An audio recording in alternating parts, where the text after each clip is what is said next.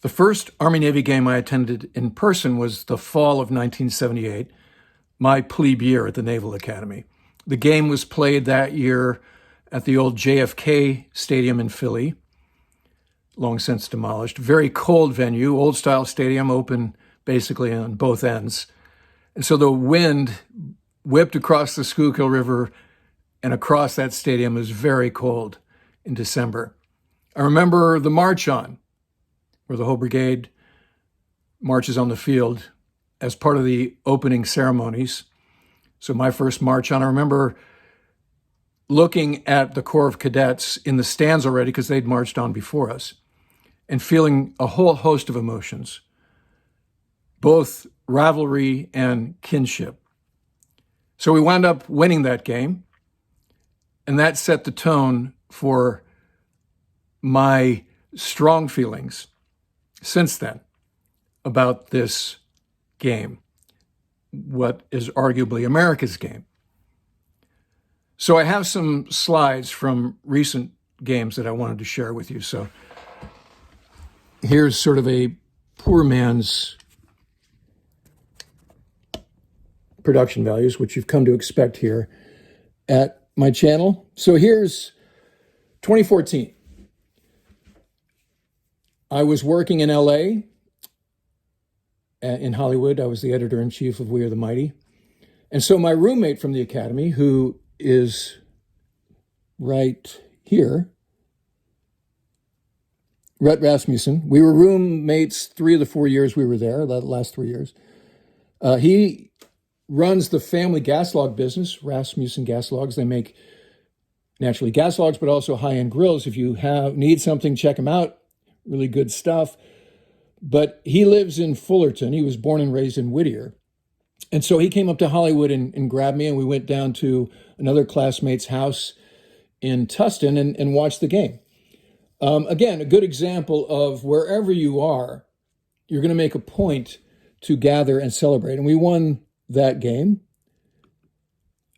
Here's a random picture of me with Roger Staubach at Navy Marine Corps Memorial Stadium in Annapolis. Obviously, Roger is the greatest Navy football player ever, Heisman Trophy winner. Later went on to win the Super Bowl with the Dallas Cowboys. A fantastic guy, great leader, great representative of the Naval Academy. Okay, here we are at the 2015 playing of the Army-Navy game in Philadelphia. Now, as I mentioned, my first game was at JFK. The rest of the Army-Navy games when I was a mid were played at the Veterans Stadium there where the Eagles played. Of those games, we won 2, and then my first class year, my senior year, we tied, which we were heavily favored going into that game, but we wound up fighting to a 3-3 tie, which was an indication that whatever the odds are, who was ever favored going into the Army-Navy game, it just doesn't matter until it's played. So here's the march on, part of the magnificent pageantry. Here's a picture I took of Keenan Reynolds, who went on to play pro football started with the Ravens, played for a couple of other teams, wound up in the XFL before that was eliminated or financially stopped last year. So this is an interesting picture because Keenan is talking to Secretary of the Navy Ray Mabus. Ray Mabus wound up giving Keenan a waiver, which was very controversial in alumni circles and among the military, because Keenan didn't have to do any of his military obligation. He went right to the NFL. And so you could imagine that perhaps that deal was being made as this picture was as I shot this picture. So the idea was that there would be earned media value in having a Naval Academy grad on, Monday Night Football and Keenan Reynolds, Navy, that kind of thing. In Keenan's case, didn't really get that because he never never started in the NFL. And he did have a couple of highlights that made social media in the XFL, but that's OBE now. Great guy, great representative of the Naval Academy wherever he goes. But again, this was a controversial decision that Ray Mabus made when he was SecNav. Here we are. This is the chain gang. The chain gang is by and large class of 82. So here's Gary Sandala, who was an S3 guy, Matt Mowry, and Brian Gaughan, who I've known literally since 1978. We were classmates. Well, I already mentioned we were all the classmates, but Brian was also at Tomcat Rio. And so we went through the F-14 training together. We're in different fleet squadrons, but wound up being F-14 training squadron instructors together. So love Brian, brother from a different mother. And so here we are doing the chain gang thing. This is taken before the game. That year, they wore, every year, as I've mentioned on the show before, we have special uniforms. This year is the John Paul Jones Crypt theme. But that year they wore these special uniforms that had paintings of different warships on the helmet, including an aircraft carrier that, oh, by the way, depicted the island on the wrong side. This was Keenan Reynolds' finishing school. We won that game. And it was a beautiful day also. It was temperate, pretty warm for December. Here's a shot I took of Lincoln Financial Field on my way out. So this is where the game is played normally now. So the Army-Navy game has yielded a lot of products. Here's Beat Army beer. It actually doesn't exist anymore, but I thought that was kind of cool. Here's a version of that keep calm and carry on British thing. Good sentiments. In fact, I just tweeted this. Keep calm and go Navy, beat Army. Here we are in 2016. The game was played in Baltimore that year. So I wasn't working the chains because we were the visiting team. I only worked the chains when we're the home team. So this is the class of 82 gathered beforehand. A lot of great people in this picture, including, this is Ken Perry. He went on to be an admiral. He and I were in a rock and roll band as midshipmen together. Ken is a fantastic drummer. Here's the flyby that year. Always part of the pageantry, great stuff going on here. This is a division for F-35s. You can hear the crowd going wild. And because I was in the upper deck, I was actually pretty close to the airplanes. And that game was our first loss in 14 years. So that's a dubious, but it's not a rivalry if one side is dominating. Like you could say Navy Notre Dame is not a rivalry, although we have won in recent years. But Army-Navy is back to being a rivalry.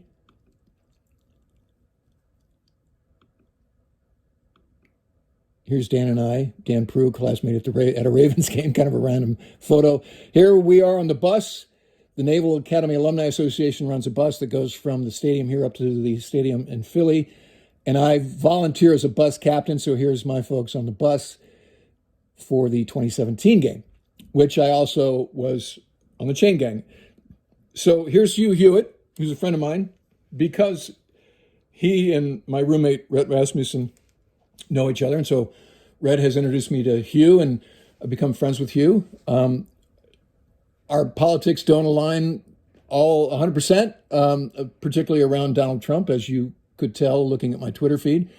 But I respect Hugh, and he's a great guy. And so in this picture, he's wearing a Army or a Navy tie that I gave him to wear on air during his show. And here's a closer view of that. But unfortunately, we lost that year. So this year was the famous snow game. You can see I took this picture on the sidelines during warm-ups. They're wearing the Blue Angel uniforms, which I thought was a cool, and I've worn the Blue Angel hoodie on the show before. So that was a very snowy game. And they were using like leaf blowers to keep the sidelines, from being covered with snow, and very dramatic. And at the end, we were lined up for a field goal, and the offensive line moved twice in a row. In fact, it was my side judge that made the call twice in a row. And so that backed us up by 10 yards ultimately, and our kicker missed the final field goal that would have allowed us to win by 2, so we lost by 1. So very dramatic finish. So now at this point, Army has won 2 in a row, so they are starting their own streak. Here's another picture that was taken by my good friend Joanna Gilden Knoll from the stands, and there I am on the sidelines holding the down marker. Very snowy. Here's my late classmate, Bill Dawson. Bill is the one who brokered the deal with the Alumni Association for the class of 82 doing the chain gang. Unfortunately, Bill passed away from Merkel cell cancer a couple of years ago. Beloved Bill Dawson, and we miss him a lot. He filled the chapel at his memorial service, overflow, with the outpouring of love for Bill, and I miss him a lot. Here's some mounted patrol in Philly. These guys are pretty cool. It's a good look. Here's another 2018 version of the flyby. So these are Army Apache helicopters. They come by low and slow in the beginning, and then they're followed by Navy jets. Right here comes some Super Hornets. Again, this pageantry is always moving. Here we are in the upper deck of the Link in 2018. That's my wife, Carrie, and my son, Hunton, who's a Marine Corps reservist. He splits his time between Philly and Newport now, but he came over for the game and had a fantastic time. But again, unfortunately, we lost that game. So now 3 in a row we're down here. Carrie and I are pretty cold. You can see the wind whipping my credential here on the upper part of the Link, and you can see the downtown Philly in the background there. Here's a random video of me getting plowed into on the sidelines of the chain gang. Here's Malcolm Perry juking as only Malcolm can do. And then I get hit by this guy from SMU. So I just throw it in at random. Okay, here I am with Coach Neil Matalolo, Navy's head coach, the winningest coach in Navy history, a fantastic human being. I interviewed him for the Proceedings podcast last year. Love that man. And here's Malcolm Perry. Malcolm was the quarterback. You just saw him in that highlight before.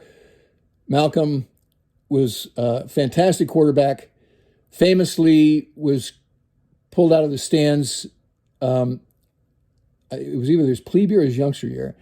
He didn't suit up for the game, and he was told to change, and he came on and won the game for us. He didn't have the starting job as a second junior, but he was given it going into senior year, and the rest is history. So he plays for the Miami Dolphins now, and has actually started a few games. He's part of the main roster. Great guy. And he also got a waiver under the Trump rule, which was that guys who got drafted could delay their military obligation until after they played pro sports. So you've seen that on a couple of sports, baseball and football, primarily football. Not sure how that works on the back end.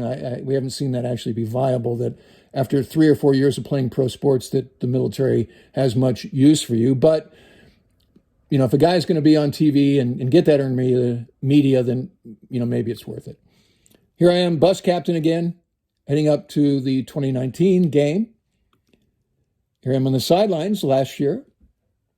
It started out really rainy and cold, and then the clouds cleared up, and it was actually wound up being a pretty nice day. So President Trump was there. This is sort of a historical photo in that here he is walking with Secretary Esper, who a couple of weeks ago, as I wrote about in the Bulwark, he fired Secretary Esper, who's a West Point guy, class of 86. And here he is. He passed right by me. This is no Zoom. He passed right. The guy next to me was like really fanboying him, screaming, "We love you," and Trump was loving that. And so his face is that color. There's no filter on this picture. So when he entered, it was sort of like Emperor Palpatine feeling. Half the crowd was dead silent, and the other half was rabidly enthusiastic. So, that's kind of Trump, isn't it? Here's the chain gang. Matt, me, Gary, Brian, all class of 82. Here we are having a good time. And so that's it. So now, this year's edition of the game. So COVID has been a big asterisk on the season. We have had a couple of games. One game was canceled against USF. Others were postponed. And so there was some doubt whether we'd even be able to play it. So Philly was making it difficult to host the game. So long story short, both alumni associations agreed to play it at Michie Stadium up at West Point. So this is the first time it'll be played at either stadium, either of the Service Academy stadiums, since 1943. So it's history. The Corps of Cadets will be there naturally, and so will the Brigade of Midshipmen. Those are the only fans that are going to be in the stands. So as I speak, the brigade is traveling up I-95 towards West Point in about 175 buses. They climbed on those buses between 1 and 2 a.m. this morning. They'll attend the game, get back on the buses, and come back to the yard, the Naval Academy campus. ETA is about 3 a.m. tomorrow. So it's going to be a long day, but I dare say none of them will be sad about going. It's history. And I remember my own feelings in the stands when I was a mid and the years since then. It really is an important game. So the other thing to note, because we call it America's game, so Army is favored. I think the last line I saw was favored by 5. But as I said before, anything can happen. We've seen that through the years. So the game will be contested with great intensity. It's at 3 p.m. today on CBS, so check it out if you're not doing anything. Certainly every grad will be in front of a TV somewhere. And at the end, just remember, and I've felt this, regardless of who wins, when the alma maters are sung, it's one team. This is a victory for America. I know that sounds kind of hackneyed, cliche, but it really is. Because the bonds forged today, just like what I felt when I first walked on to JFK back in 1978, will be leveraged for the defense of the nation for years to come. And that's what it's all about. That having been said, let me close with Go Navy, beat Army. All right, that'll do it for this show.